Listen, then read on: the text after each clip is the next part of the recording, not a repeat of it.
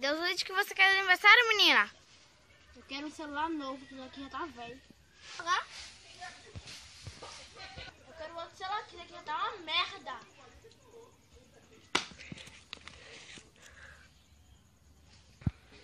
Você é doida, sua nojenta? Sou, agora me dê outro.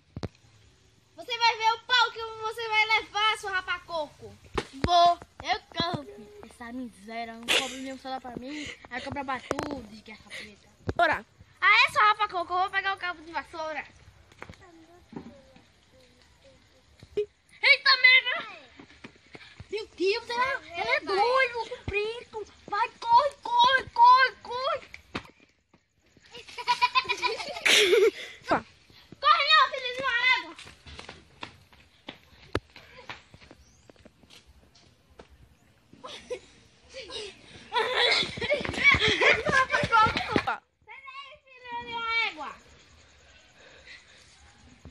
Você acha que você manda em mim? Como é que é, menina? É isso mesmo, sua vagabunda. Menina, tu vai me levar um pau. Meu Deus. Isso aqui nós veremos. Quero ver você me pegar, sua rapa com sua arrombada. Ah, filha de uma égua, levanta! Você é uma égua, né? Eu não. Que você chamando eu de filho de uma égua, então você é égua.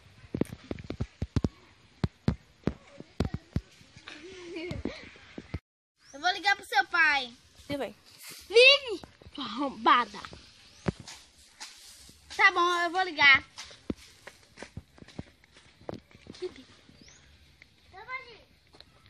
Minha, viesse da onde, hein?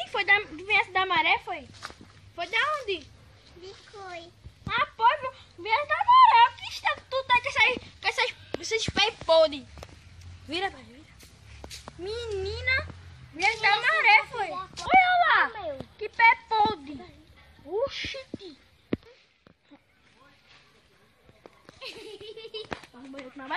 Vai, que pé podre. Mãe banho. Pé podre. Ainda tá, vai esses pés. Meu Deus, quem é esse cara aqui? Que tá... Não tá me atendendo, hein?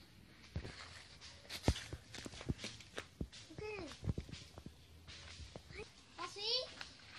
O que tá acontecendo, não é? Bora! Tá muito morgado, gente.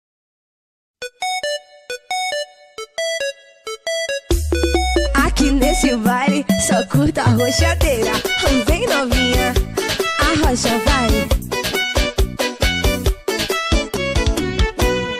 Aqui nesse baile ninguém fica de bobeira. Aqui nesse baile ninguém fica de bobeira.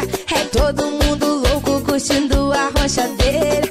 Todo mundo louco curtindo a roxadeira. Vou chamar